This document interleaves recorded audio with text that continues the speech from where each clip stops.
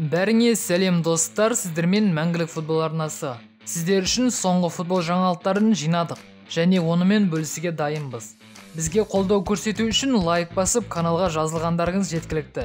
Біз видео шығаруды тоқтатпаймыз. Көп созбайық, біз бастаймыз. Өздеріңіз білетіндей, алдыңғы күні өткен Тоттенхэм Арсенал ойынында шпорлар зеңбірекшілерді 3-0 есебімен ойсырата жеңді. Арсеналдың шабуылшылары аз да болса гол соғуға жақсы мүмкіндіктер туғызды. Бірақ сол мүмкіндіктерді голға айналдыратын адам табылмады. Ал қорғанысқа келер болсақ, бұл ойында олар өте нашар ойнады. Қорғанысты құртқан бір Холдингтің өзі деуге де болады. Ол допты тартып алудың орнына қайта Сон Хон Минді құлатумен болды. Холдинг 22 минутта допқа секіремін деп Сонға соғысып, төреші 11 метрлік айып добын белгіледі. Бұның соңы голмен аяқталды. Осыдан кейін Холдингтің жүйкесі сыр берді ме, әлде Сонға деген өшпенділігі бар ма?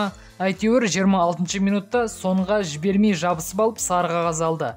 33 минутта тағы да Сонды шынтағымен ұрып құлатып, екінші сары қағаз алып, ойыннан қуылды.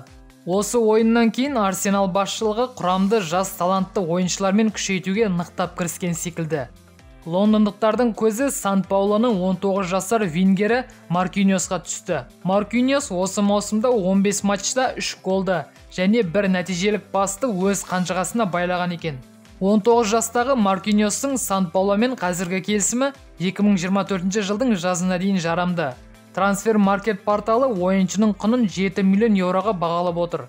Ал Ювентуста жартылай қорғаушы Артуро Мело бастапқы құрамнан орын ала алмай, клубтан кетуді армандап жүр. Бұны байқаған Арсенал Артуроны Лондонға шақыруда.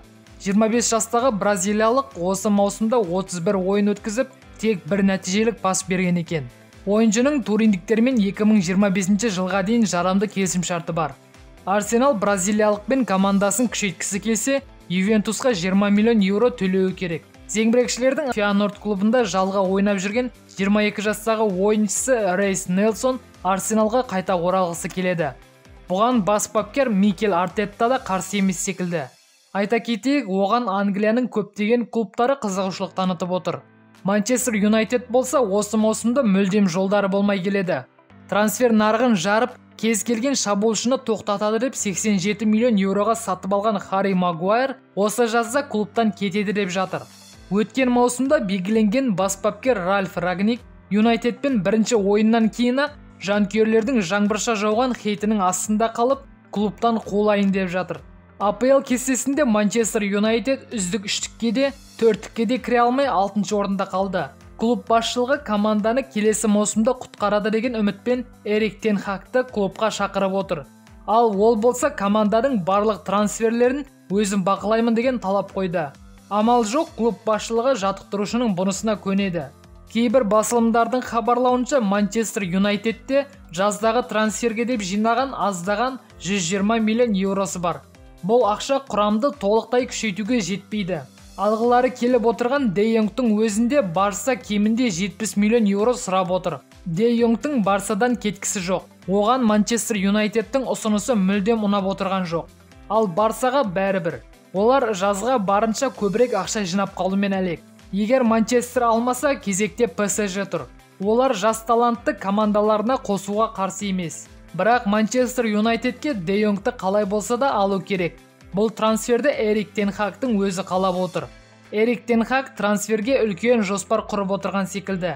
Бірақ оның Манчестердің қалтасында ақша бар ма, жоқ па, шаруасы жоқ.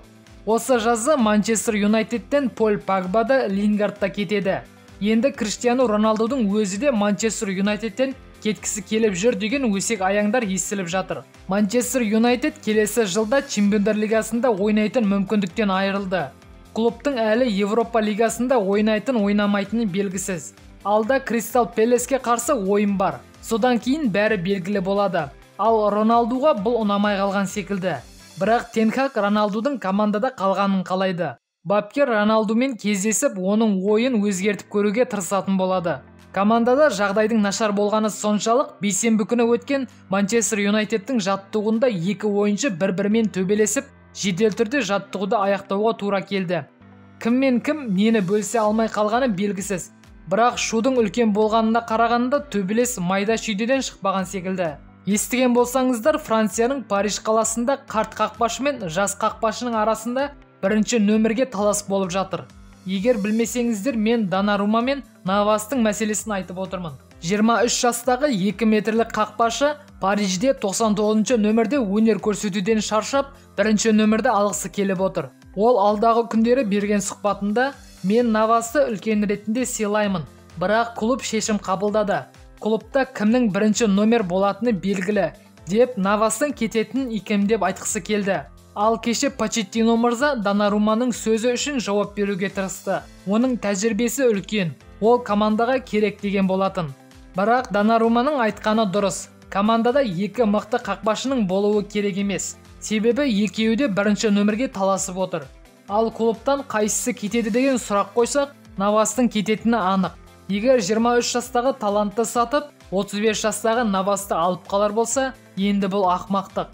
Осы аптада Мадридте Европа клубтарының ассоциациясының жиналысы өткен болатын. Осы ассоциацияда ПСЖ президенті Насер Әл-Халаифи жиыннан кейін өзінің әріптестеріне Мбаппе келесі маусымда ПСЖ-да қалады деп мақтанған көрінеді.